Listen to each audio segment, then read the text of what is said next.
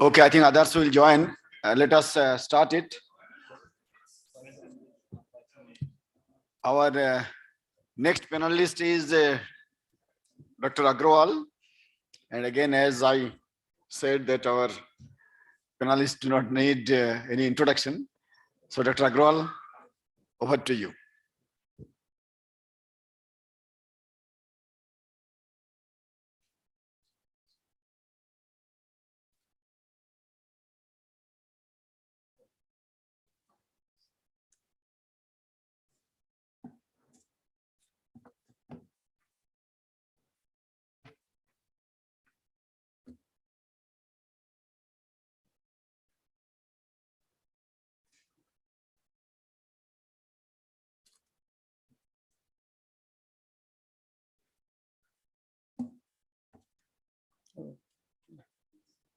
इसको बंद कर सकते हैं इसका?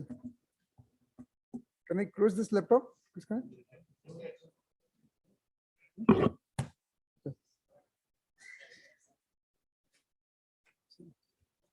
उसके ऊपर रख लें.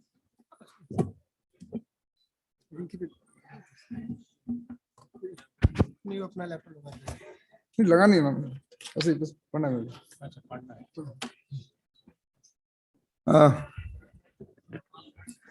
Thank you very much, sir. Should we wait for persons to settle down, sir? May I request you to please let us resume the discussion. Let us resume the discussion. Dr. Chaudhary.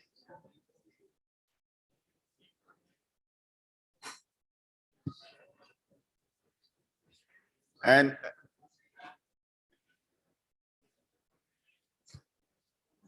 yes.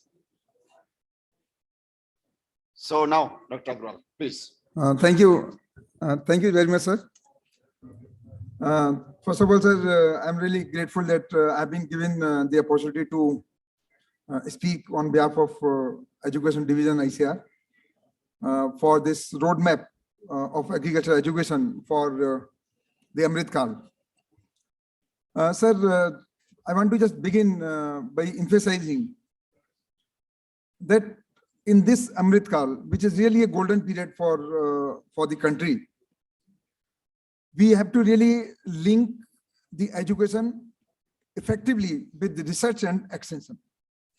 Of course, our all agricultural universities, as per the land grant pattern, they are already interlinked for research and education in addition to education, research and extension in addition to education. So, but again, we have to find out, refine this particular aspect.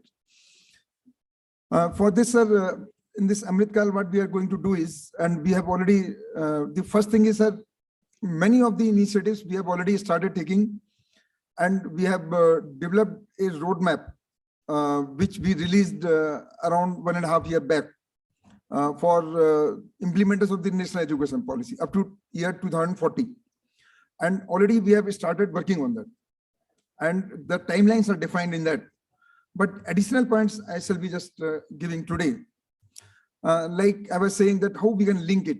So the first point is how we can link this education with the extension, effective implementation or effective linkage. For this, recently, sir, as you know, may I request all of you to please listen to the panelist.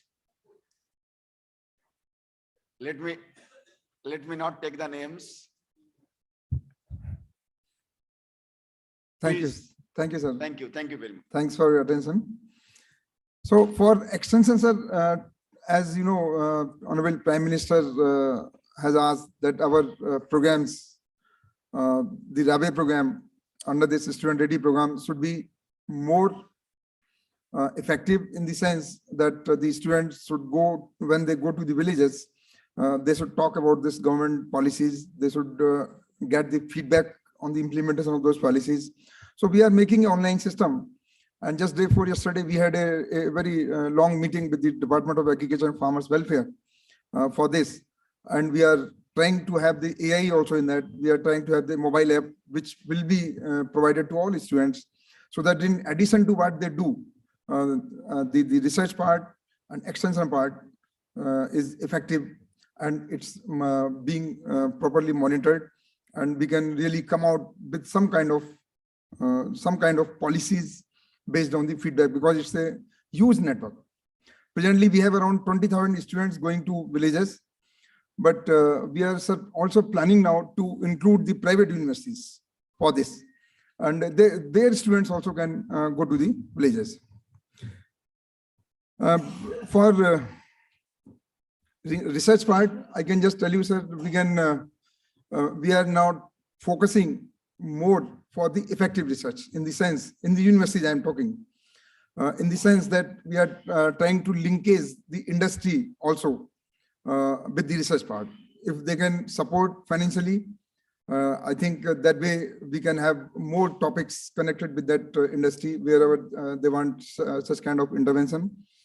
And also we have modified the through BSMA that the advisory committee can have one of the members or more than one member also from the private industry or other than the university.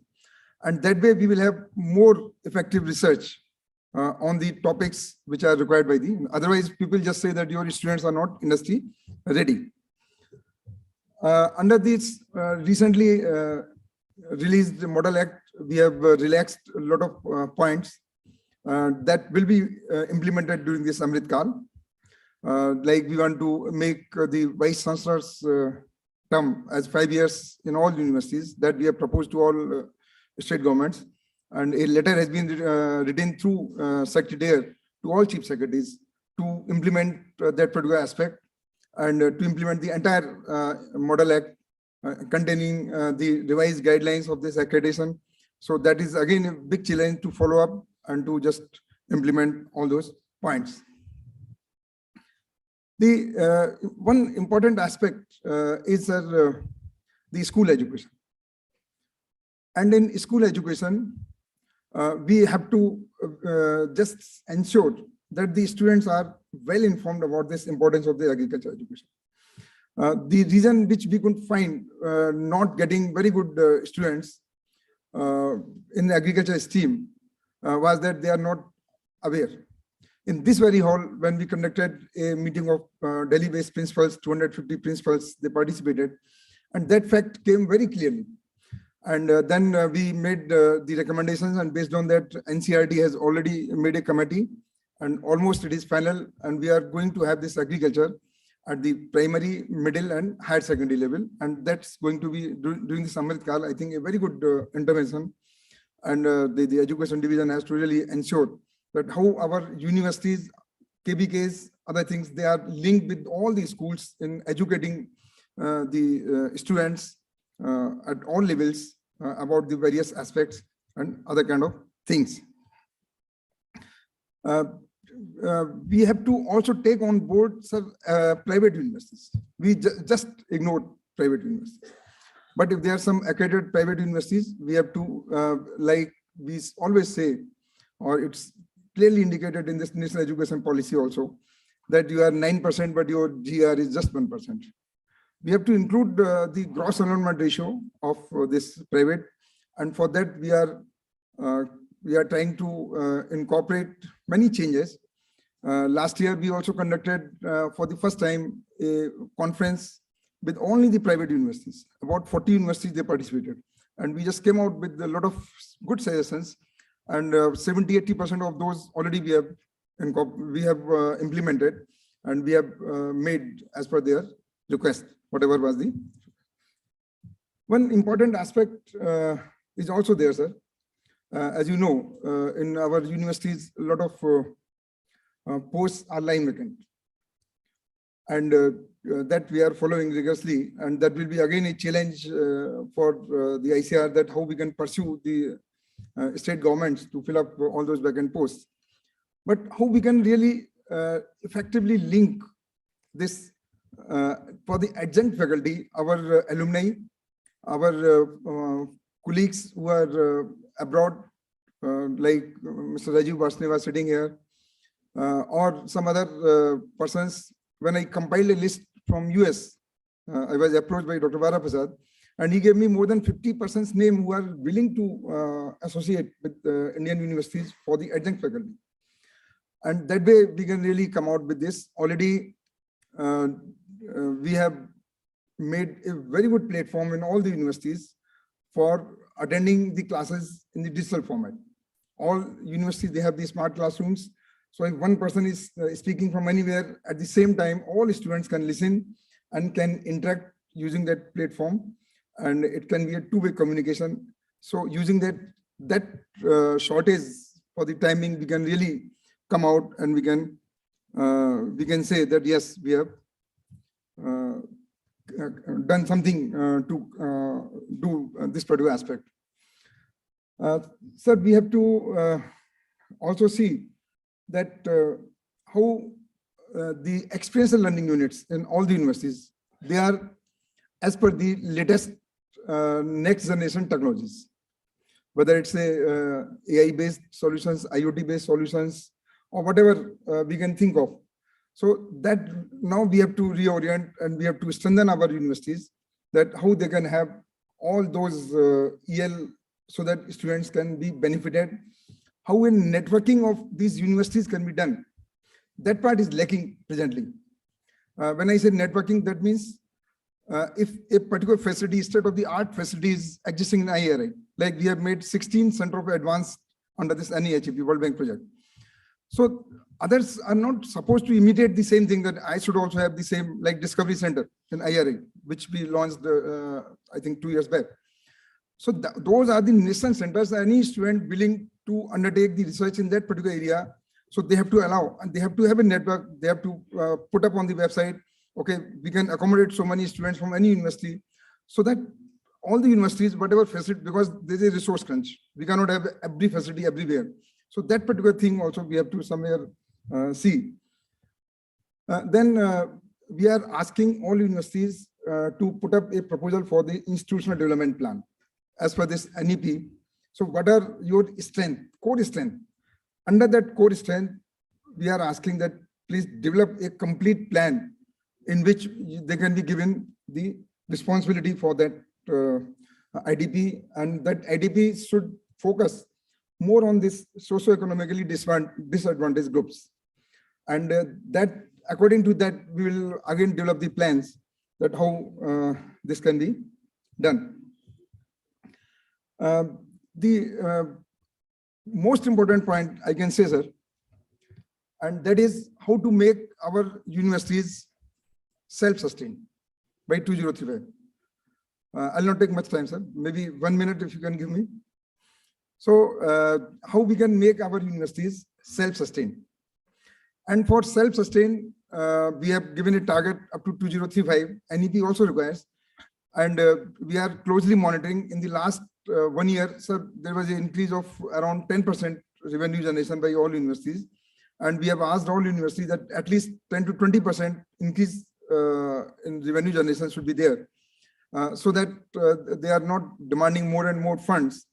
For that, how they can go for this adjunct faculty, the dual degree programs, how they can get the foreign students, many things.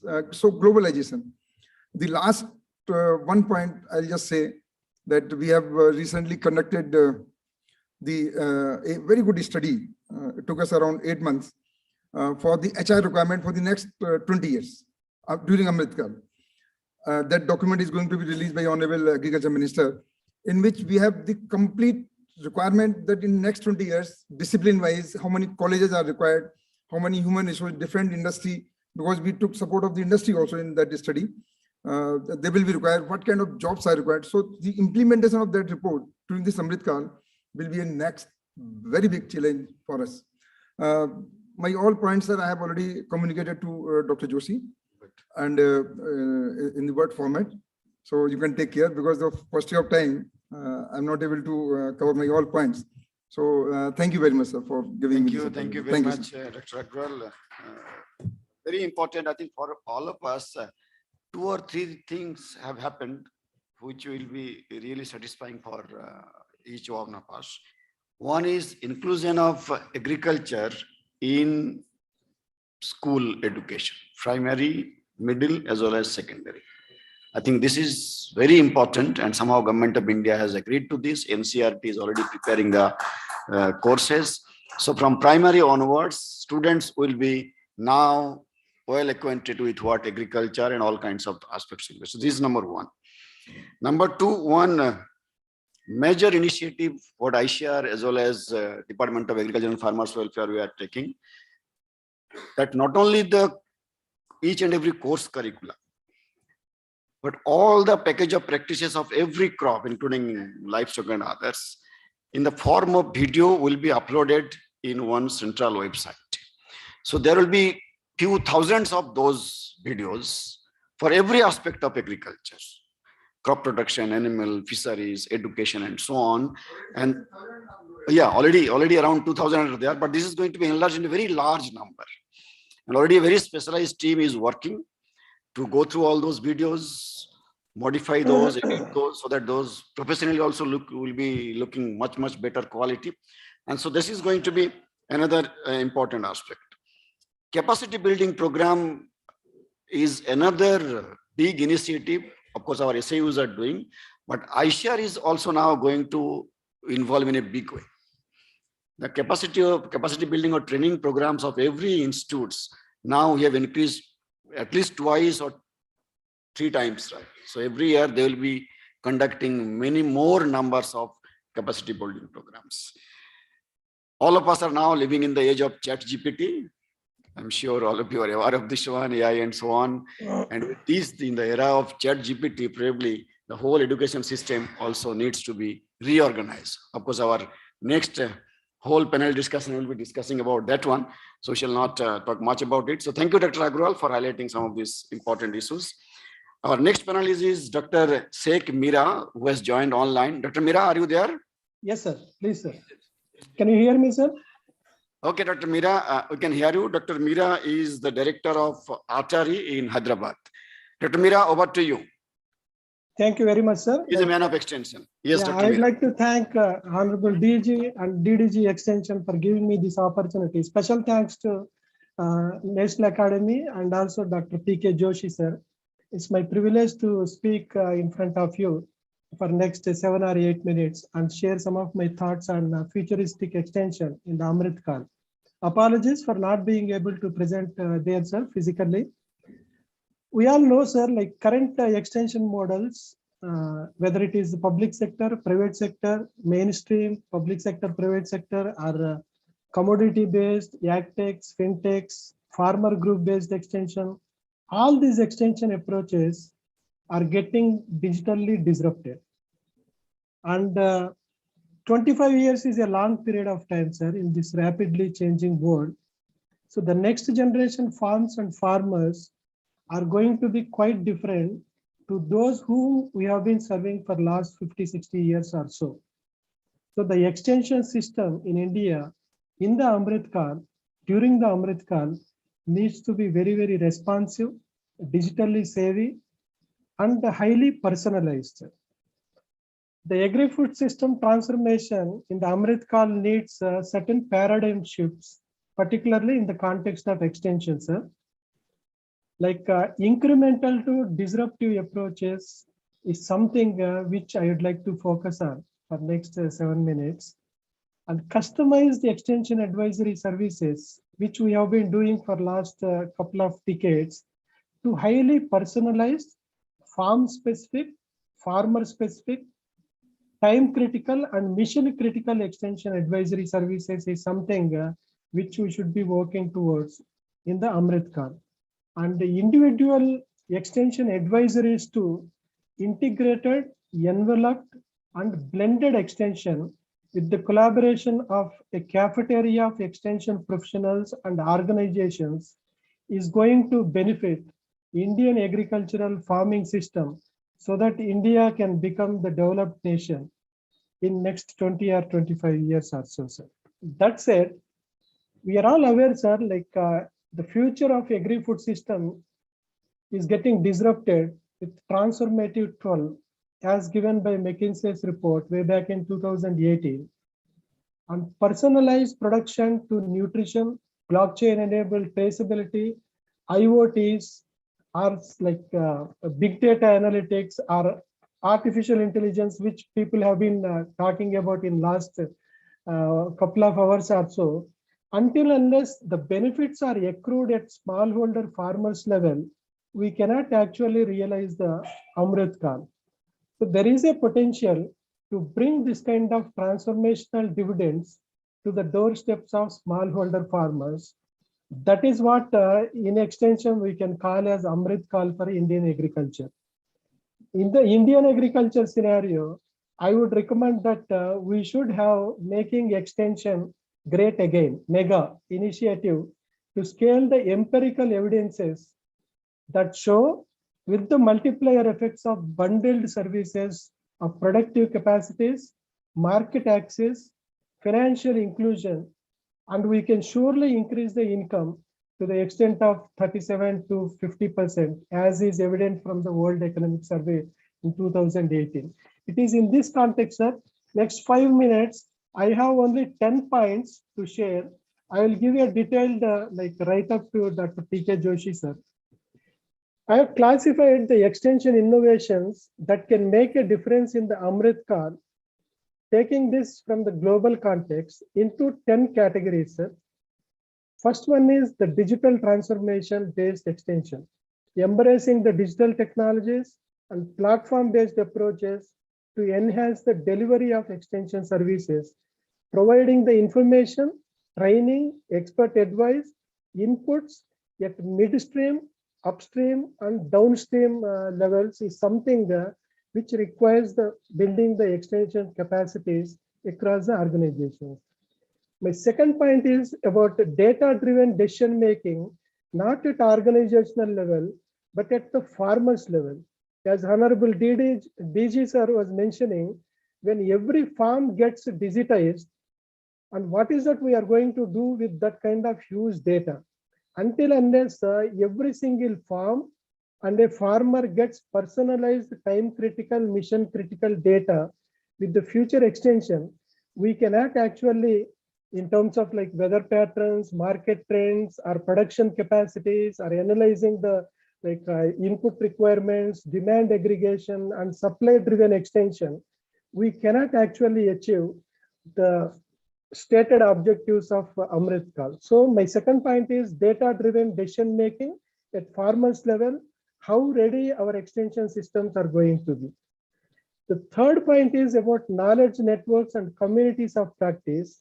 We all are aware of the Biodiversity International, where like initiative on farmers as citizen scientists.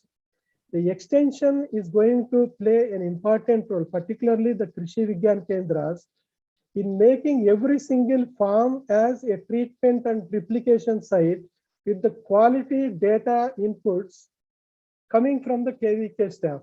That's why I call it as a knowledge network and communities of practice with the active involvement of the farms and farmers with the KVK centrality as the third important paradigm shift which we should be working towards. The fourth one, sir, the participatory and farmer-centric approaches, whether it is for frontline demonstrations or on-farm trials or whatever like KVK centrality or the State Department of Agriculture centrality is existing, they require a lot of encouragement of the farmers, researchers, extension professionals, so that the data that flows in the participatory mode from the farmer-centric approaches will be plowed back to the research system as a feedback mechanism.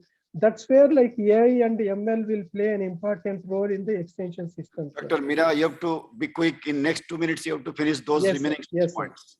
The sixth point is about value chain development perspective in the extension system and expanding the scope of extension services beyond the production to include the post-harvest management, value addition, and market linkages, which requires a lot of collaboration. Seventh point, sir, very, very important to the extension fraternity, behavioral change communication, applying the behavioral change communication techniques to influence the farmers' attitude towards the next generation production mechanisms. Eighth one is capacity building and training, whether it is digital or non-digital, enhancing the knowledge and skills of the farmers to suit to the futuristic value chain requirements is a Herculean task. I am sure that the future of extension will take care of this. The 9th and 10th is related to the multi-sectoral collaboration. Gone are the days where individual extension organizations are going to play an important role in improving the livelihoods of farmers. We need to move beyond the collaborations to the platform-based approaches where like every single extension organization is going to play an important role. My final one is, sir, the policy engagement and advocacy. Extension is going to play an important role, subject to providing the evidence-based recommendations and sharing the success stories and plowing back these empirical evidences to the policy engagement and advocacy. And the acting as a bridge between the farmers and policy makers is going to be the next generation extension systems role and objective, so that ensuring these extension services are aligned with the broader agricultural and the rural development goals. Finally, sir, I would like to state that KVKs have been playing an important and kingpin's role, and I really feel that Atari and KVK's centrality to bringing innovations into the extension, so that the mainstream extension organizations will take up these innovations to make India as a developed nation. The Dr. Mira, there is development. some Thank you very connectivity much. problem. Okay. Sir, thank you very much, sir. Thank you very much, Dr. Mira. I think this is really wonderful that you have summarized all your ideas in 10 points, and all those points are very, very important. The extension, of course, has remained a very important one. But just for the information of the House, let me share with you that now Council is working on a mega project to be funded by World Bank on extension. So we had program on technology, we had program on education, we had program on something, but this one probably will be on extension, and of course several other technologies, climate resilience and so on. We are working, and we have got a kind of good indication that probably this mega program could be supported by World Bank. And not only that one, even Government of India is also very sincerely working towards improving or modernizing or upgrading the KVKs all across the country.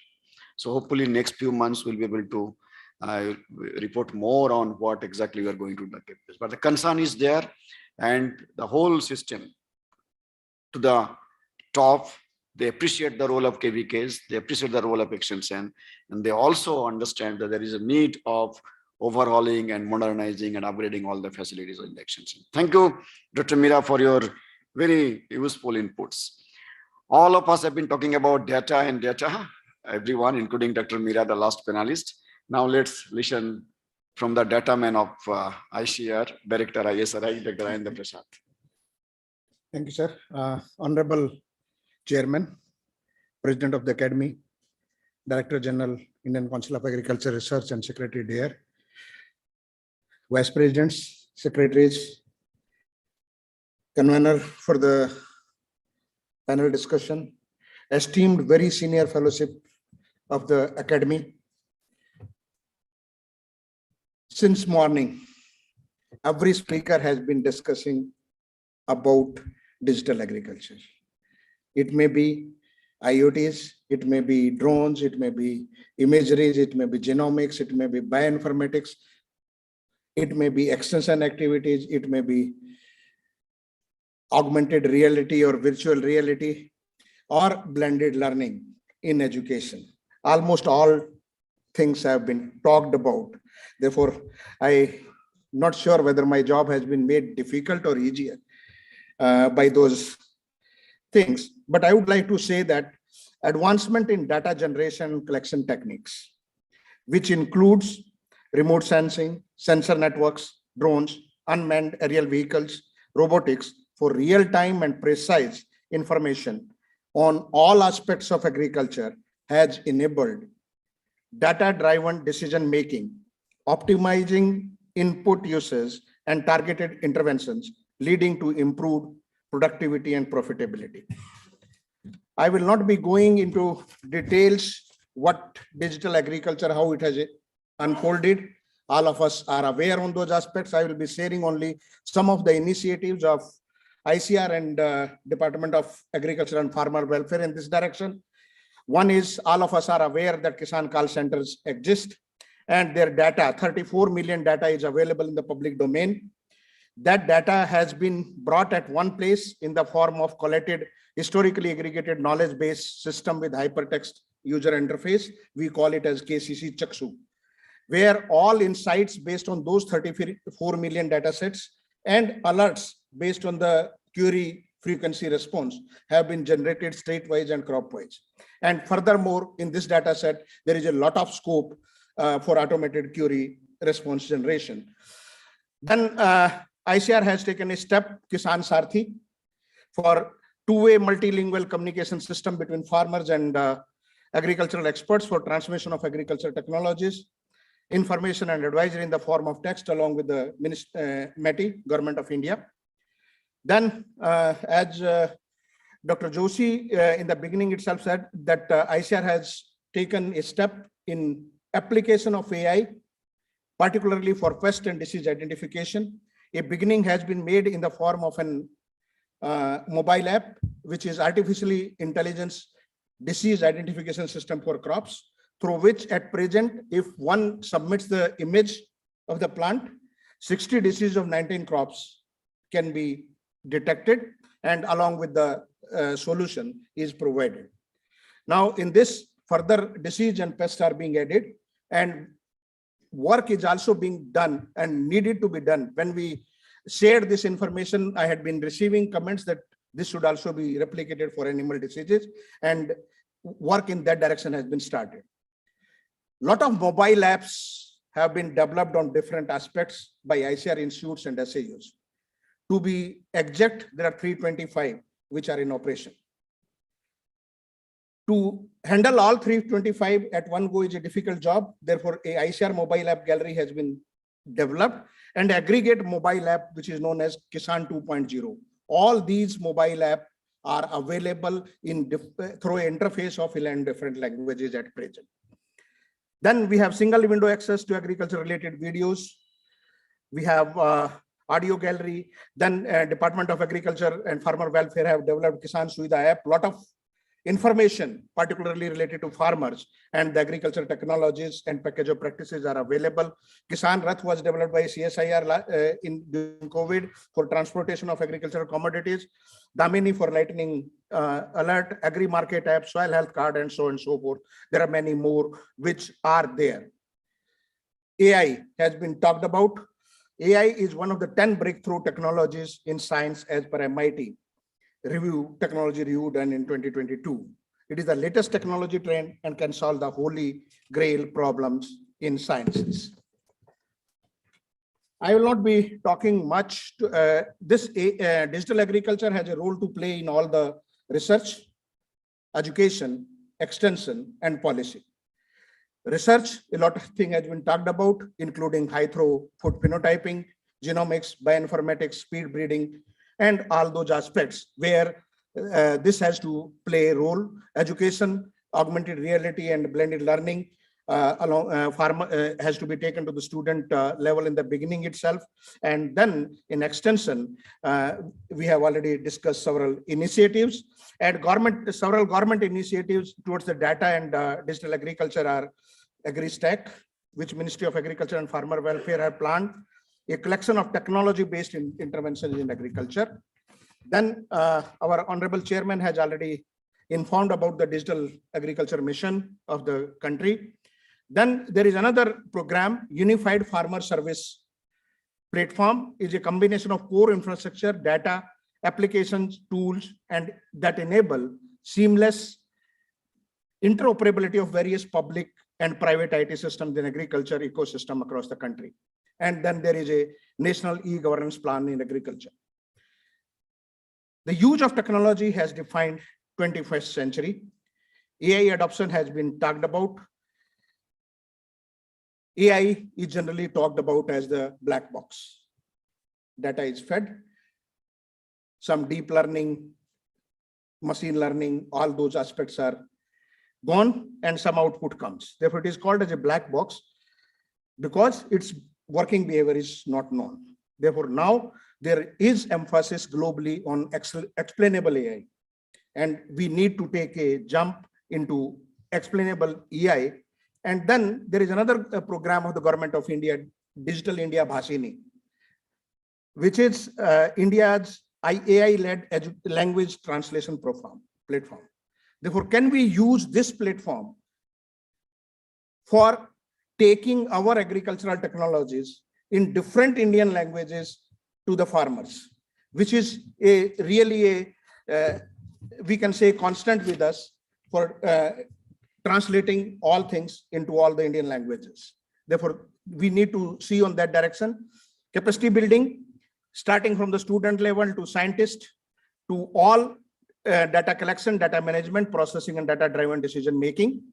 Then more emphasis may be imposed on agricultural education, on digital agriculture. Then we need to create zonal centers of excellence for focused research, education, and extension in digital agriculture. Dr. Meera was talking about smallholder problems. All these initiatives have been used for large farm and smart farms, but can we create common digital assets similar to other resources such as irrigation canals at village levels through government or private funding? Then we need to have open network for digital agriculture. But last point, major point is interoperability. We had been developing so many systems, so many platforms, but can they talk to each other? That we have to ensure through standard or common formats, through web APIs, and interoperability. Once we can ensure, then it would enhance the efficiency and effectiveness of agriculture systems. We need to have unified data ecosystems. All quality data in real time should be available for analytics. And then finally, we require mindset change. Let us adopt the practice of sharing and use the digital technologies together without inhibition of sharing, and create shared data reservoirs. That is the required for data-driven research, converting into technology and taking to farmers. And let us not wait for accepting this COVID-like pandemic situations again. And I would like to conclude by quoting Bill Gates. Ultimately, it's way human beings with our vast stores of ingenuity deploy the power of technology and tools that makes the biggest difference. Thank you. Thank you. Thank you very much, Rajendra Prasad. Very good information, and also sharing what ICAR and Government of India is doing, and also what we need to do.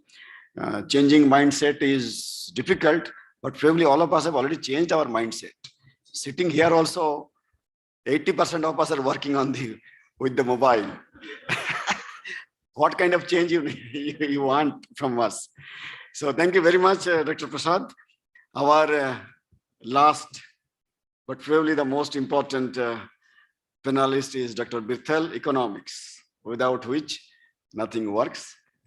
So Dr. Sab, what to you? I fully agree with you, sir. Without economics, there is no culture or no agriculture. Dignitaries on the dais and off the dais, fellow colleagues, I am thankful to the Academy for giving this opportunity to speak the need for policy reforms in agriculture for making it more efficient, resilient, and sustainable in the next 20-25 years or so. Then the question is, if we have achieved so much in the agricultural sector, then why we need the reforms in the agricultural policies? Do we really require those kind of things? We have achieved self-sufficiency in food grains, in horticulture, in fisheries, and even in the livestock products. But what is the need? Where we have went wrong, that we need the policy reforms. So the question is that, of course, that in the past, our focus has basically, policy focus has remained basically on two crops, that is rice and wheat. There is no denying that fact that provision of subsidies and the minimum support prices, they brought out the country out of the quagmire of, hunger. I would say in the 60s to now the surplus is in this. but at what cost? Loss in agrobiodiversity, distortions in cropping patterns. We are saying we are suffering, we are importing a lot of the pulses. Of course, earlier now we have been reduced a lot on import dependence for pulses, edible oils, and the more important, the degradation of land and water resources. These policies that they have led to degradation of land and water resources, and even the interpersonal and interregional disparities. So these are some of the issues. That's why we require some kind of reforms in the policy. And why I say is that because the policies that we designed in the 70s or early 60s, we have continued with the same set of policies without aligning them to the changing challenges and the opportunities in the domestic front as well as in the international front. Typical cases of that of Punjab, I would like to say. In Punjab, the agriculture started showing signs of fatigue during the early 90s. But still, we made electricity free to the farmers.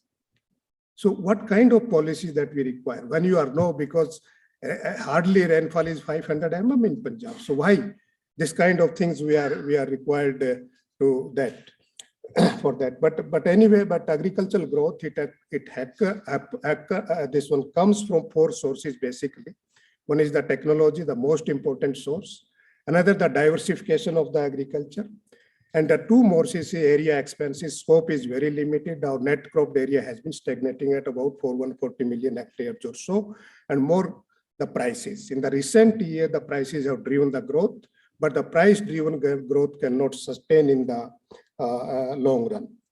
But we have discussed a lot about the research, but to harness the potential of these 2 sources of growth, that is research and diversification, we require some kind of, enabling policy environment, some reforms in the policy or the reorientation of policies. Given this background, I just begin with so the first, we should repurpose our subsidies or reorient the subsidies, be it the fertilizer subsidies or the electricity subsidies, which are causing damage to the natural resources. Then, of course, there is, we should promote, instead of that fertilizer, we should look for innovative approaches, invest more in, say, biofertilizers or the biopesticide, and ease the regulatory norms for these 2, because they are governed by the same set of norms as governed by the agrochemicals. So this is one. Another is, of course, that ecosystem services. That is very important. I don't say that we should give this one kind of incentive to the farmer. Don't reduce the incentive, but repurpose them to ecosystem services. But for that we have to work very hard to put a value to a particular ecosystem service and create a market for the ecosystem services on the lines of the, say, carbon market, and devise a system for payment of ecosystem services. More importantly, we have been talking a lot about the climate smart interventions in agriculture. Have we really mainstreamed these interventions in our agriculture development policies? So these efforts are required in this. The second point is reform the markets. We have already a committee on MSP and all that. They are looking into that, but that is serious because MSP, it not only provides better prices than the market prices, 5 to 10 higher in the market price. You see the same quantity, they are 5 to 10% less than the MSP of even of the rice and wheat. But and at the same time, this is an incentive for use of inputs to enhance the yields. But how we can repurpose this kind of, can we switch over to a kind of price deficiency payment? For perishables, we require a different kind of marketing arrangement, particularly the scaling of the aggregation models. That whether it's POs, government is making a lot of the cooperatives, or even the contract farming, this is important. One important point is that price discovery that generally happens to futures trading. And we have banned futures trading in almost all the commodities. Again, there is a need to rethink on this kind of policies. Then, of course, the credit. We have to repurpose the credit also. Credit in the sense because the emerging needs, particularly the climate finance. Our credit policy has remained anchored to the productivity enhancement, ignoring the need for financing the risk management. This is one issue that has to be taken care of in the agriculture development and the credit policies. And moreover, if you look at the distribution of the credit across commodities, the livestock sector, which is driving the growth, it has totally remained ignored. So is in the case of the investment in the livestock sector. Then in this context, it is also equally important that we should look for some kind of innovative models for financing the value chains. This is, finally, of course, there a lot has been talked about the extension system, but Dr. Mira has done it. But in the times to come, the need for information will blow up, given the climate change and all those kind of things. But how effective is our public extension system? But its outreach is just only about 10% of the total farm households. But it is much more effective than the other system, whether it's the private investment, this one NGOs or the mass media, but it is more effective compared. So there is no substitute for face-to-face interaction kind of things in enhancing the public. Again, important point is that again, for the livestock fisheries, they have also remained neglected in the extension system. Extension system has generally focused on the crops. And again, of course, the point has been raised about the bundled services or single window approach for providing information to the farmers. Then there is a need for some kind of policies to bring synergies. I cite two examples. One is the micro irrigation scheme. It is implemented by the Ministry of Agriculture. And the solar power pumping energy that is implemented by ministry, but there is no convergence. If there is a convergence, can we benefit from that? Of course, that we have to promote circular economy, particularly to convert the residues into, say, feed or other kind of things, likewise for dang. Then trade policies, of course.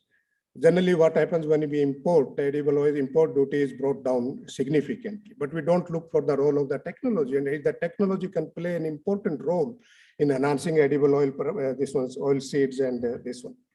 And finally, of course, sir, we have to repurpose the research also, given the kind of challenges, particularly the climate change and the nutritional challenges the country is facing. We have to go for those kind of things. And what I suggest that, of course, the subsidies, incentives, they are important, but they crowd out the investment, which is more effective economically and socially. But the political economy of incentives, it is very complex. And once provided for, it is very difficult to withdraw. So we have to repurpose those kind of incentives for efficient, sustainable growth of the agriculture sector. Thank you, sir. Thank you. Thank you very much, Dr. Bittal. Very nicely you flagged out all the issues. But what we'll be expecting in the final document is, as you said, that we need to change credit policy. What kind of change can we suggest? We need to change subsidy policy, fertilizer, energy, and so on. What kind of changes the academy would propose? So we would like to go a little bit deeper into those things. But of course, for today's purpose, you have done a brilliant job of highlighting all the issues. And then, of course, in the next round, in the write-up, you present all these things. So with this, we come to the end of all the panelists, and now it is open for the house. I would request all of you, if you can give some suggestion, very, very specific, implementable, as you know the system, which can directly be communicated. So one by one, I shall take Dr. Samra first. Sir, you can sit down and you can use the mic. Dr. Chauhan, please help. I take our DDG education here. Yes, sir. Yes, sir. And he was talking about the private universities and private colleges. They are mushrooming like anything. There is no facilities, no laboratories, no farm experiments. They are the shops selling degrees, and we must take care of at least, I know agriculture education as a state subject, but we do not have we have some limitation. But whatever we can do, where we want to play with the private university, we have to be very careful. We must ensure the quality. Yeah. Thank you, sir. Thank you very much. Dr. Bhatia, Dr. Mai. Yeah. I have only two questions. Sir. Number one, do we foresee that the current commodity research institutes in the country would be relevant to agriculture research and education in the coming years, say 20? Number two, we have to change our research output from quantitative model to qualitative model, because everybody has said it change. Still we measure our output in terms of 320 million tons or something like that. That has no relevance in fact in terms of export. Right. So we have to change that concept because even our experiments which we are carrying out, always the scientists say that I have produced 2 tons more, has no meaning. So that is now 65% farmers of this country are receiving DBT, direct benefit transfer from central government, rupees 6,000 rupees per year, and even from every state government some money.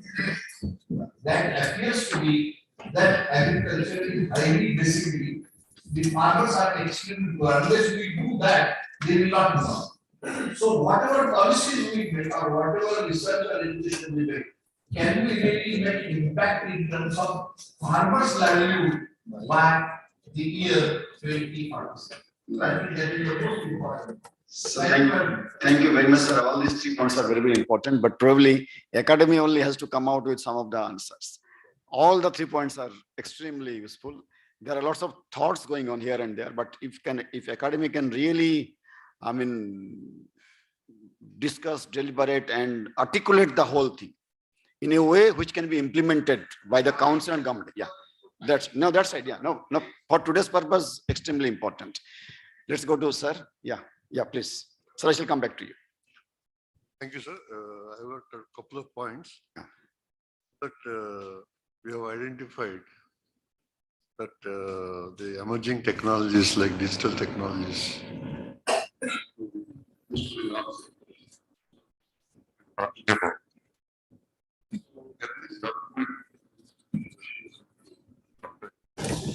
can the committee bring out what is the expertise available to tackle this particular issue with us in the agricultural research and development, and what is the expertise that is required to meet the needs of the Amritkar 2000. So that I think that may be checklist. So number 2 is that you mentioned about Atmanirbhar, and then you mentioned about that India will become a developed nation. We are looking forward by 2047. But if you see across the world, the agri-food is controlled by some mega corporations. So it looks like a lot of money is in the hands of certain corporations in the agri-food systems. So when India wants to compete in the global, status as a power, so where do we stand and how do you go about it? So do we go about a policy or a channel in which we have been conventionally doing it so far? It's a little quick so that we'll be able to take many more questions. Get into some policy change in terms of inclusion of mega corporations of agriculture in India. Thank you. Thank you very much. Instead of asking questions, you have to give answers also. That's what the academy as a whole would like to do that. Dr. Sabandatta, sir. Thank you. I would like to draw attention on the particular presentation of Dr. P.K. Joshi. Yeah. He showed a slide of Niti Aayog, one of the slides, that showed that our demand, what is the demand of the different crops and production, and the supply chain by 2032, etc., etc. In most cases, it has been shown that the supply is much higher than the demand, which is a very good thing that we are expecting, or rather moving towards that sort of things. And probably that may be relevant to the Amrita Kal. But the question, the next a few slides that he showed, what is his work and observations, which is, I fully agree with that, and most people would agree, there are tremendous challenges that countries would be facing. The climate change is one, you know that very well. Then the dwindling with the labor force availability and resources available, etc., etc. Now, whether the Niti Aayog projections have dealt with all these challenges, or even the climate change itself, that today, tomorrow, and 2047, we don't know even that what would be the challenges we would be facing. So so what are the reflection that would be highlighted, and are we taking or considering all of these challenges for future projection? Okay, I shall not request Dr. Joshi to respond at this point of time. We shall come back to all of this. Dr. Madan. I would like to address myself to the first point which you yourself were kind enough to raise, that how to reach the targets. In this direction, that what we have been going in the previous years has been a process which we call as incremental growth. And now we're seeing that we're getting into the phase, as you have said, that we have set the goals. It is not just the incremental growth which will go on, but we have now to multiply our growth. For this, the three things which have been highlighted is the research, education, and the extension. In terms of research, as we are saying, that it is a question of having commitment to do that, to commitment to reach the targets which Joshi was saying, or otherwise. Now, where is that commitment? And I think that the first thing which we need to look over into our future programs is that we must have accountability in research. We have a large number of research scientists, but when we talk of an output out of them, it sometimes is dismaying. I need not to go into the details of it. I think that this is very understood, that out of 125 fellowships which go into our national institutions, that not even 10 fellowships come up for that their work is outstanding work, which is very concerning. So therefore, that this accountability is the first thing. And this accountability will mean that what is the leadership which is coming there, and the method by which we are providing that leadership for research, and how the leader is able to effect that this should be the pathway which we should take and get the results out of that. Unless and until we go over into that, and there is what we call the research formulations. We have developed a program for research formulations, how far that is accepted. In education, I think if we are in a mess today, this is because of the several changes paths of education. That I don't know how these changes were brought in and why they were changes brought in. But now I saw the document which has come out from our council itself, that which says that over the policy, several people were involved in there. And nowhere have they indicated that where have we gone wrong in the previous so that we correct that. Unless and we are able to find out that where we have gone wrong, we will not be able to say that where we are right now. Otherwise, we are progressing from one point to another point without looking back. So this is very important that we should point out that where we have gone wrong so that we don't go wrong onto that point. The third, with respect to the extension. Yeah, sir, you have to be really Yes, quick. sir. Yeah. Third, with respect to the extension, is that here also that what's the most critical thing is our delivery system of extension. So I think we need to go over into there were some points which were raised by Dr. Pirtal, but besides them, that there are two things which need to be very critically looked into. Is the sectoral growth. When we are talking about that foreseeing what is going to happen in the years to come, so we should understand that in the sectoral growth, the tertiary and the secondary will always overall on to the primary sector. And therefore that our primary sector is to shrink. And if our primary sector is to shrink, that where is the way by which we will be going out and relieving that pressure which comes over into the education and research. And in that direction, the question of geoeconomics becomes very important. That when we're talking of increasing demands, let's see that what happens over in our country at present. We're having overflowing grains, but we're having poverty. We're having, so this geoeconomics becomes very critical. And for that, we need to specifically address ourselves, particularly with respect to the transformation which is taking in agriculture. In days to come, we will have that when the crops and livestock, that there is a balancing which needs to be done in terms of its future growth and all. Thank you, sir. Thank you very much for very nice points, sir. Yes, sir, please. This is a submission to Dr. P.K. Joshi, Yeah. because he said that from less land, less inputs, we want more. In that case, we should concentrate on peri-urban agriculture, Yeah. where we will have the vertical farming, hydroponics, and aeroponics, and provide incentives to those who are living in the cities, because that way we will reduce on the food miles, transportation miles for the food from where it is grown and where it is consumed. That is one point. Another thing is, sir, I have for the education, because students of agriculture, mostly they come from farming families.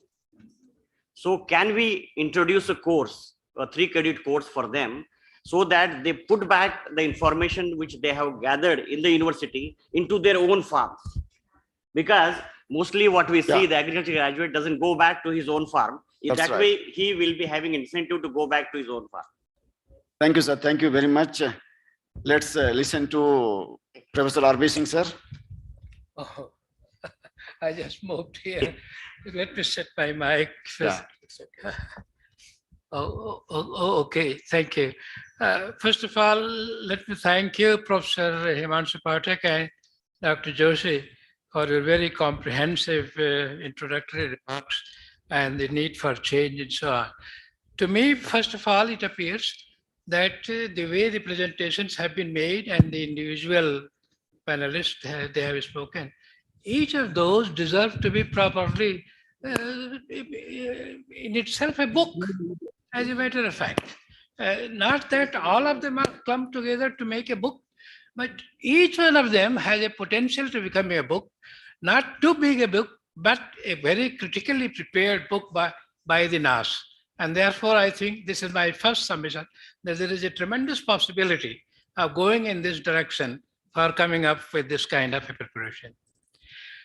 As a matter of fact, we have not been often asking questions which have been coming against many of the things that India or many other countries, developing world, have been doing.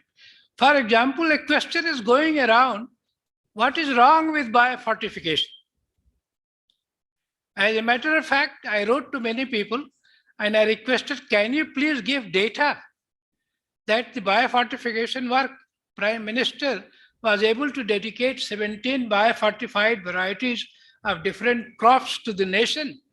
And against that, there is someone who publishes from all over the world in Nature and in many other systems, which attract attention of the world that there is a lot of wrong in biofortification. If that is so, India's responsibility is to come up with the real data.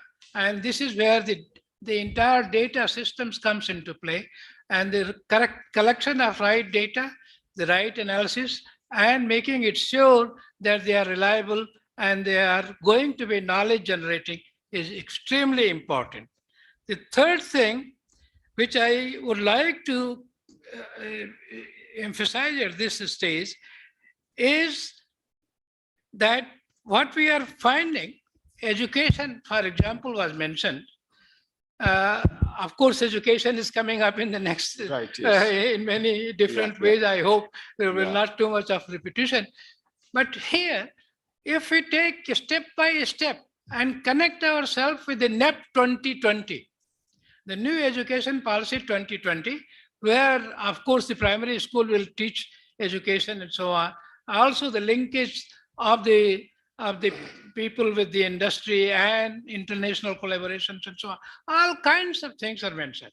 The private colleges, the internalization of private colleges and their quality is so very important today because of the laxity very often left with them, is really creating a big problem for the national as a whole in the terms of talent. So I think the highest priority has to be given to correct some of those difficulties. I will stop just by saying that if you have to take commodity, mind you, we talk of all kind of incentive, but if you can correct oil seeds, make India can become totally oil seed dependent, self-dependent in 5 years, in not more than 5 years, totally dependent on itself. And we have failed, knowing that this can be done, we have not done. Therefore, we must be able to prioritize based on the need of the nation, based on the opportunity of the export, based on the need of stakeholders, based on the need of the persons who are producing and consuming. And this is not happening. And if this is done, this gets the priority number one. And let me just finally say that please adoption of the pathways and the inputs in the consideration of a differentiated, disaggregated approach. Everything is not Coca-Cola. Right. I think we should be able to make a differentiated approach so that the gain is high. And to make the real gain, the differentiated, disaggregated approach based on the locality, based on the agroclimatic capability, based on the carbon levels, based on the interaction between the plant, soil, water, and human, as well as the conservation. So the whole concept of one health, one world, so that we are able to look at it together, and at the same time, we are differentiated. So these are my submissions, and hopefully, if these are taken care of, India will be different. Thank you, sir. Thank you very much. These are extremely important. And as I mentioned in the beginning only, out of all this discussion and also subsequent inputs from all of you, and maybe another round of discussion, at the end of the day, we are going to compile everything and will be published by Academy as a form of book. If not one volume, maybe few more volumes, several volumes rather, depending on upon the inputs which you receive. And all of these things are going to be taken care of. Several issues you are mentioning, of course, probably partial feedback I could give, or maybe my colleagues could give, but that I'm not going to do now. Let us take more feedback, more inputs from all of you. Dr. Acharya, sir, please. Thank you very much, Mr. President. My first point is that if we want to ensure the food security in the Indo-Gangetic Plains, we must have a national policy on the sustainable management of the Himalayas and the Himalaya ecosystem. Because what we do today,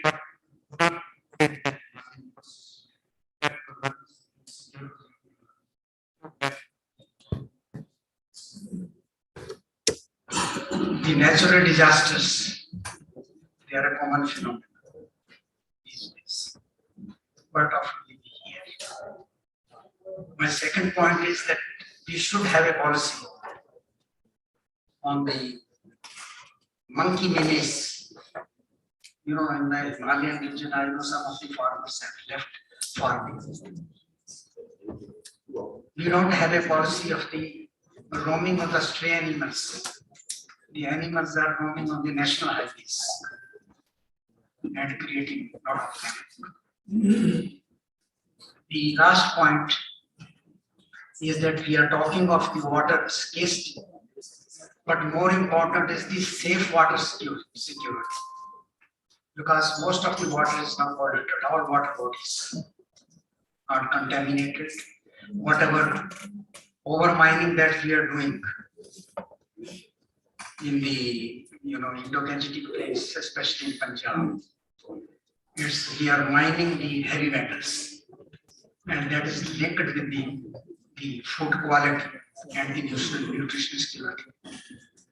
And the last point our Honorable Dr. R.B. Singh has said about the biofortification. You know, what is the use of biofortification and the distribution of the tablets and the capsules when we cannot provide, the safe drinking water? Because the digestive, assimilation and absorption, it all depends on what we eat. And, the 22-23 report says, Yes, sir. So that, that report says that 71% of the pregnant women in India are anemic. And this is more so in Haryana. Thank you very much. thank you, sir. Thank you very much. Very important points. Dr. Mandal, Sir, we are signatory of land degradation neutrality. And our Prime Minister says that he could not afford to rehabilitate more than 26 million hectares. He has no money, but we have 100 million hectares of land. It means we have to find some alternative to rehabilitate that part. This is one. Secondly, I apprehend any repetitive job in coming years will be taken over by AI tool. And in that sense, if it is true, then our instruction, particularly in undergraduate and postgraduate level, will be taken over by AI tool. And we are what we are projecting, human resource requirement, it will go into AI. We should look into and we should bother for. And lastly, sir, we talk about agri-food system research. And we talked about One Health concept. But if you see, we have all the institute for all the animals, every crops, every fishes, and for that matter, possibly every insect. Don't we need realignment of this? Thank you very much. Thank you very much. We really need. But anyway, how that can be done and at what pace we will be doing that, certainly that's a matter of concern. Yes, we shall cover everyone, but my only request is, please do not repeat. If a particular point has already been spoken by somebody, please avoid that. Second request is, we need to explain the points because we all understand. So we just very specifically in one sentence, if we can say what you want to convey. Therefore, be as brief as possible, maybe 30 seconds each. Dr. Sharma. Thank you very much, sir. Now, by growing rice wheat in the Indo-Gangetic plain, the soil condition or nutrient mining is doing continuously.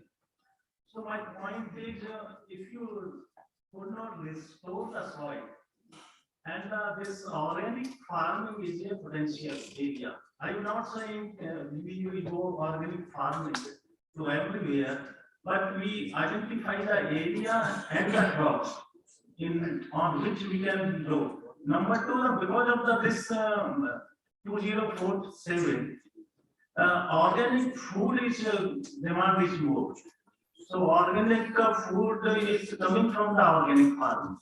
So these are the 2 points. Thank you, sir. Thank you very much, Dr. Amrishchandra. I have only one point. The negotiation commitment, they said that they increased to 56 million. As far as irrigated land and all those things, we are targeting about the rangeland and grassland, which is rangeland and grassland.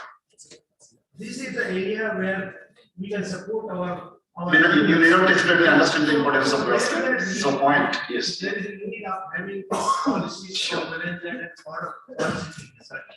And there is a requirement of this. Thank you very much, Dr. Patakia. That's it.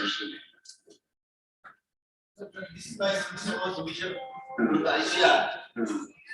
That actually agriculture education is a state subject.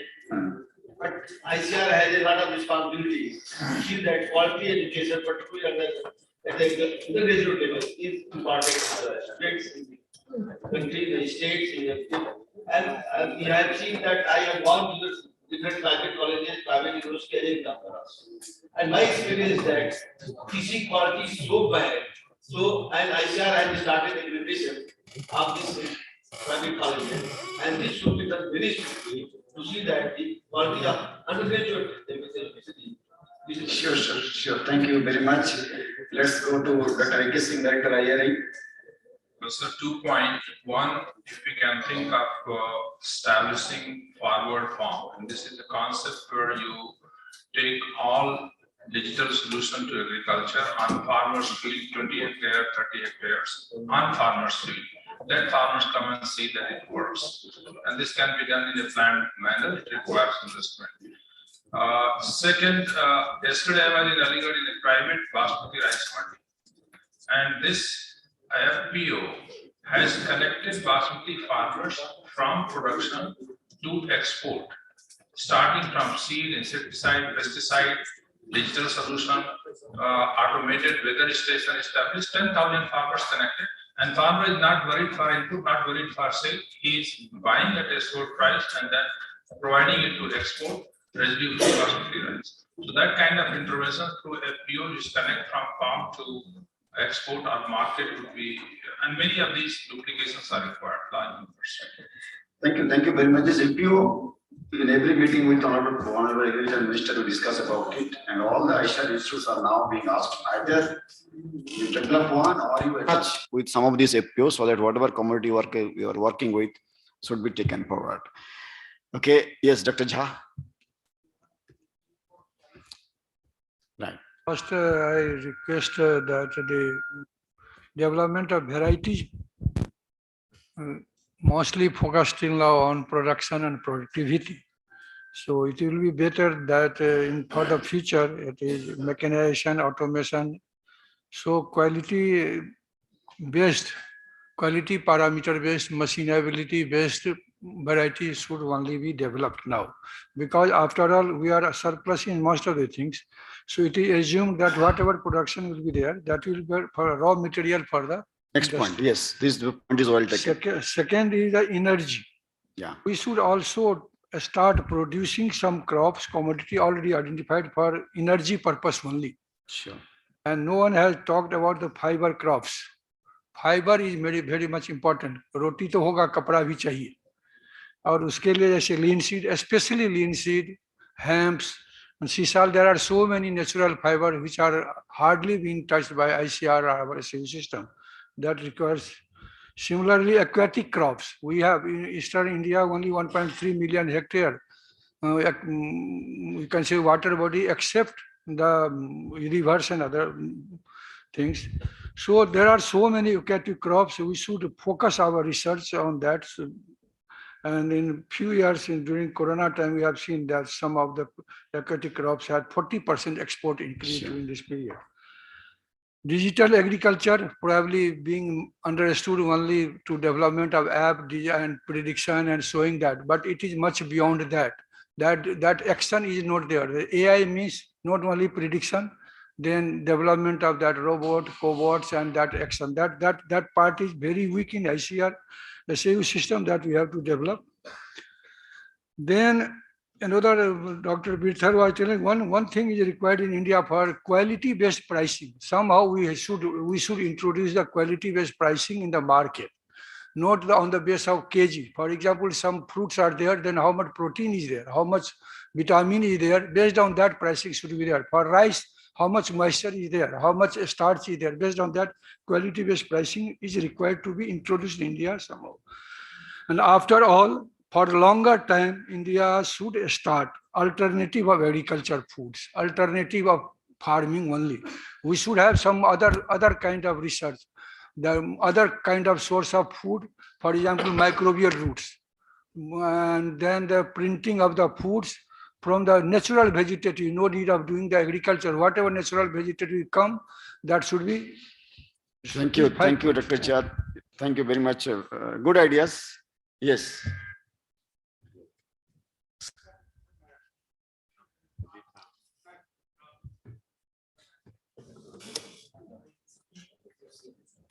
I will speak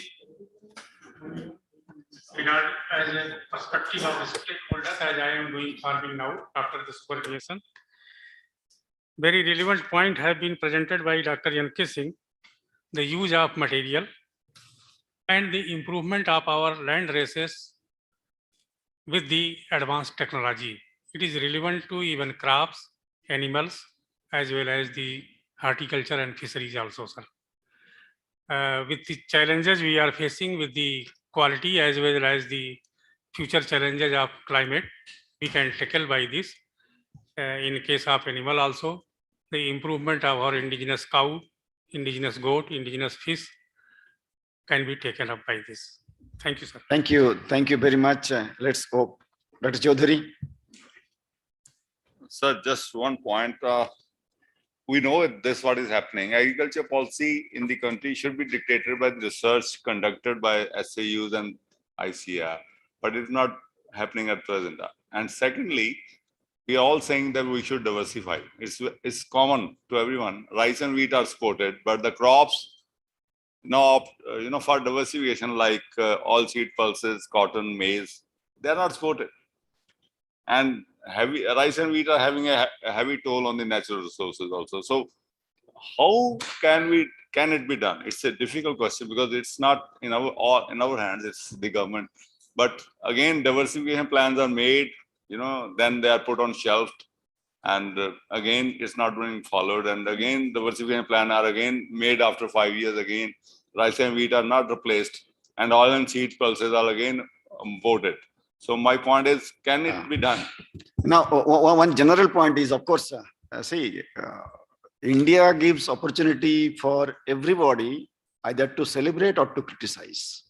We have got success stories to celebrate, and we have got n number of failures to criticize and cars and those kinds of things. Nothing is happening is not the real thing. Many things are happening, but of course, many more things also should happen. The data also show diversification is taking place. Areas are going out of some of this crop to others. But of course, we want in a very quick rate that within 2 years, whole Punjab should be out of rice, and then no, that doesn't happen so easily. Things are happening. In terms of quality coming several times, a lot of improvement in quality is also happening. Not only development of varieties, also in the market. Dr. Jha told selling in not in quantity, not in kg, but in quality. It is also happening. When I go to a shop, I not only see the quantity of rice, I also see what kind of quality rice I am purchasing. I do not take anything, then rice you will get at rupees 20 a kilo and rupees 250 a kilo. So I make my choice not on quantity, but also in terms of quality. Biofortification, again, several kinds of things are happening. But then, of course, our expectation is quite large, which is rightly so. We should be having. So always, what they say that glass, half full or half empty. The way you want to see it, you can see it. Several things are happening, but then many more things are to happen. And that's what we are discussing and deliberating. And your suggestions are extremely important. We shall take some more also.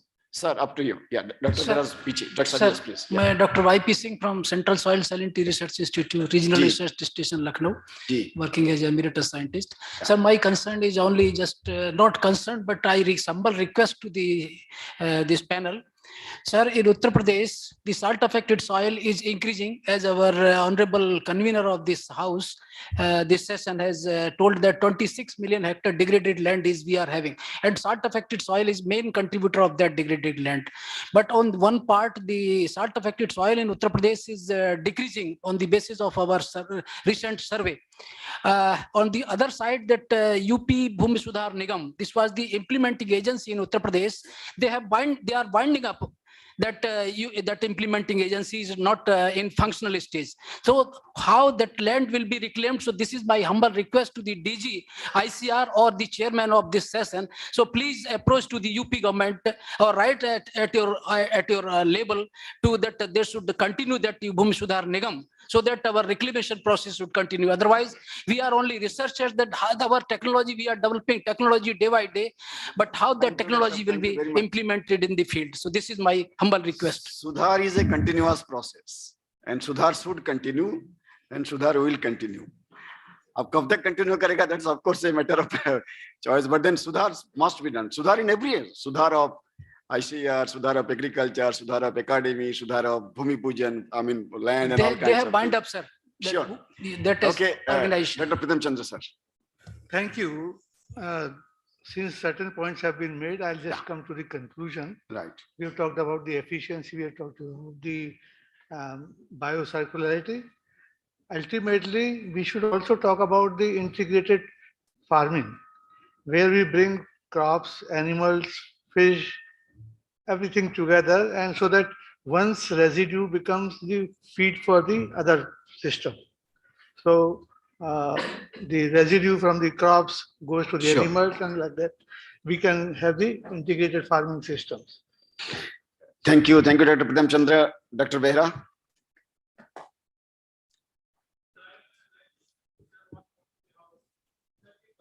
Farmers' income. Doubling the farmers' income, I salute Honorable Prime Minister putting such a vision before us. And this is a acid test for all of us, for the acid test for a national agricultural system. I am confident we are not capable enough to give a business plan to the farmers. When we are talking of doubling the farmers' income, we could have come with a business plan to implement instead of soil health card in a large scale.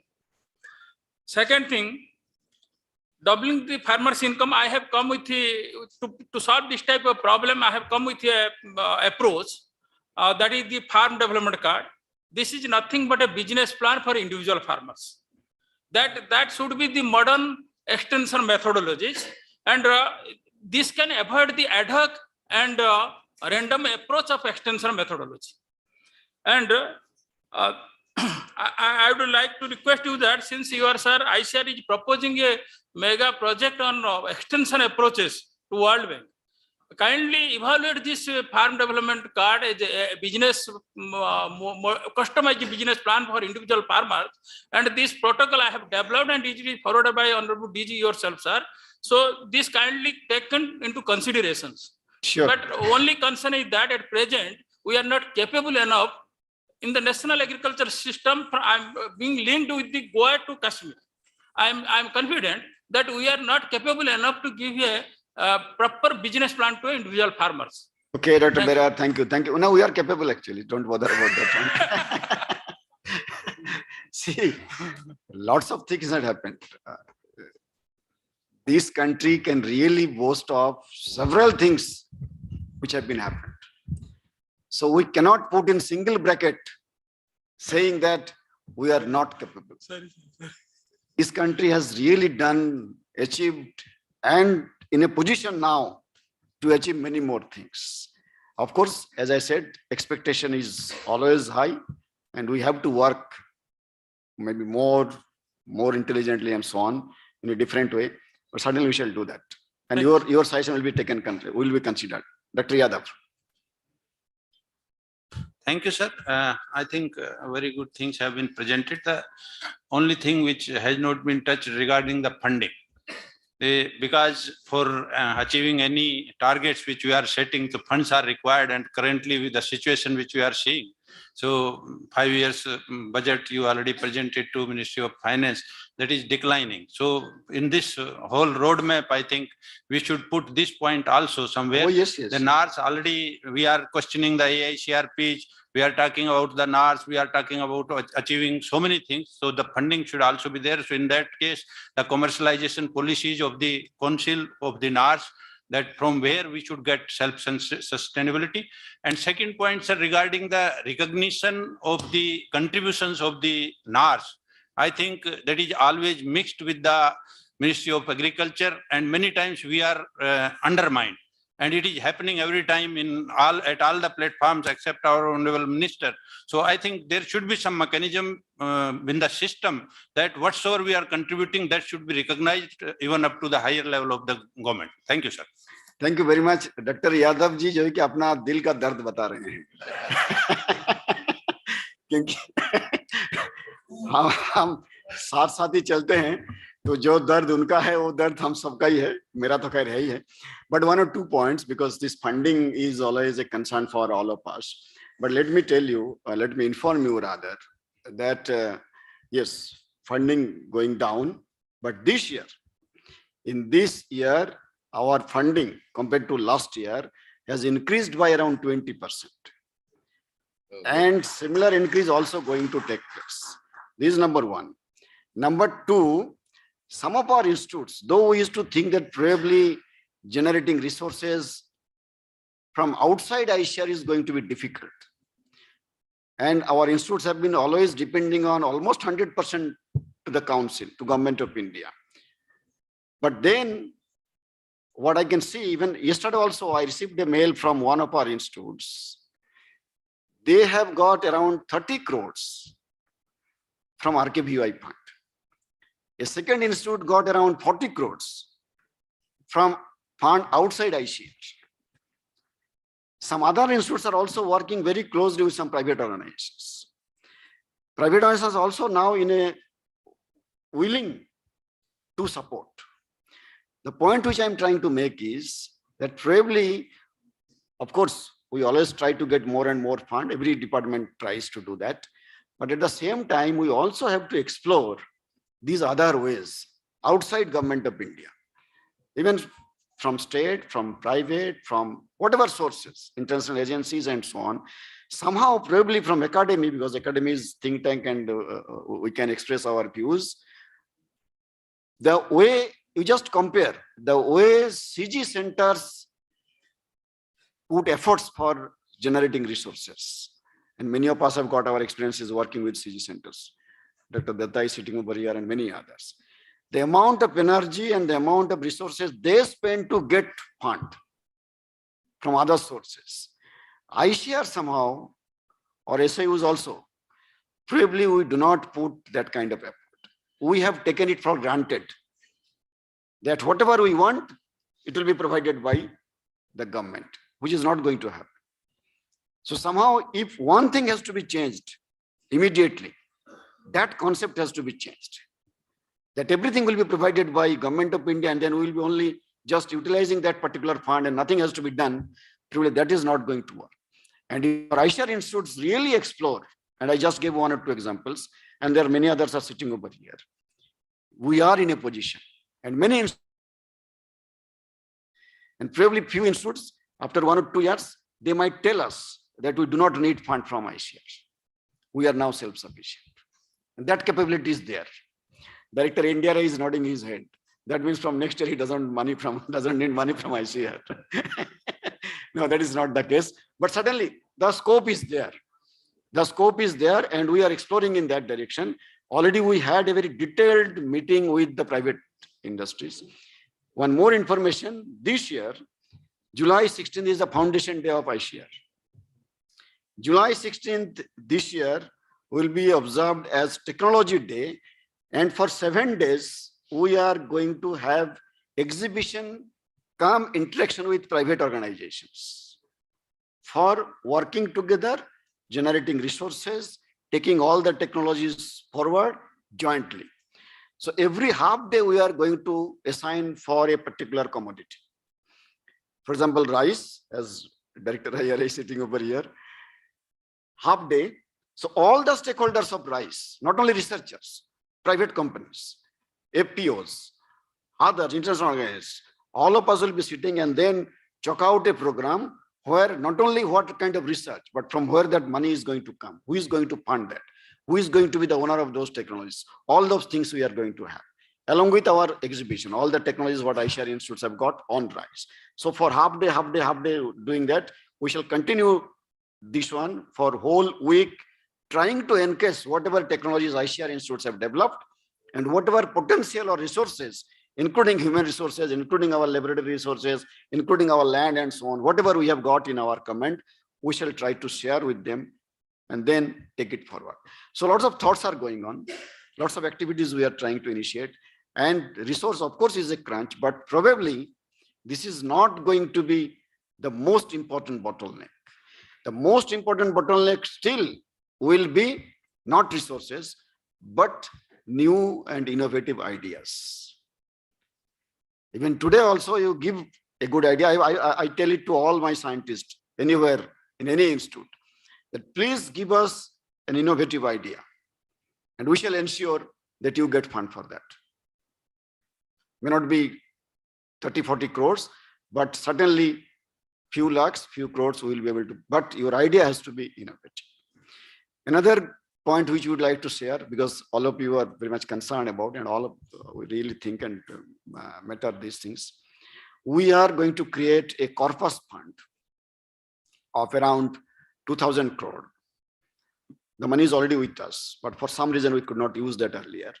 And out of that, around 100 or 150 crores money, which we are going to keep aside, and we will be giving that as earlier APCS fund project, if you remember all of you, that smaller projects for the scientists, 15 lakhs, 20 lakhs, 25 lakhs, 30 lakhs. So out of that 75 or 100 crore rupees, we are going to give those kinds of projects for our individual scientists, so that if they have got some brilliant ideas, they will be able to execute and they will be able to implement those kinds of ideas. So besides this, some other opportunities are also coming.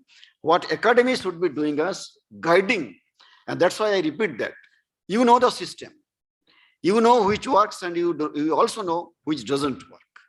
All of us are from the system. So please give us some ideas which are implementable and which you feel will be successful for council, for Indian agriculture as a whole. And that's what we are expecting from the academy. And that's what we are all trying to discuss and deliberate and come to the conclusion. Madam Dadrani, please. Just one small point Sure. about you were talking about funding and Yes. attracting more funds from the industry and all. There is a lot of opportunities, but I think then that will also require some changes in the guidelines of commercialization of technology, because that is restrictive. That is one thing. And secondly, also we should be giving more freedom to such scientists, because I'm saying this because I had faced this as JDR, that why that was a time of very active RTI questions, that why certain scientists are handling 8 or 10 externally funded projects, from where they are getting time to give to their internal projects. But I have no hesitation in saying today that those teams had been the most successful ones, including the ones headed by Dr. A.K. Singh, that that kind of freedom has to be given. And it should be the responsibility of the directors or the institutional team to see that the time is not wasted, it is being utilized meaningfully. But scientists have to be given more freedom, Sure. to work, to innovate. We are Thank working you, on sir. both the aspects actually. Also modifying some of these rules, including licensing and exclusive or inclusive or whatever it is. So we are working on those guidelines. Yes, any other? Yes, Dr. Mahanti. Thank you, sir. Sir, we have been talking about funding the research as well as critical and emerging areas where there are applications for crops as well as livestock, everybody. But one more important thing, actually, we talk about different stakeholders, but the most important stakeholder, the scientists who are going to carry out the research. So why I'm saying so, because recently— What is your point? Point is that, we have to empower particularly the young scientists to carry out the research, because recently conducted survey by Office BSA, that we found that, 60 to 75% scientists, they say they don't get initial funding research, be it ICR, but CSIR, any other organizations. So that's where actually— good. This is the point well taken. And that's what I was mentioning actually. That Yes, out of sir. that APCS fund kind of thing, we will be supporting those scientists. Okay, sir. Dr. Thank Dubey.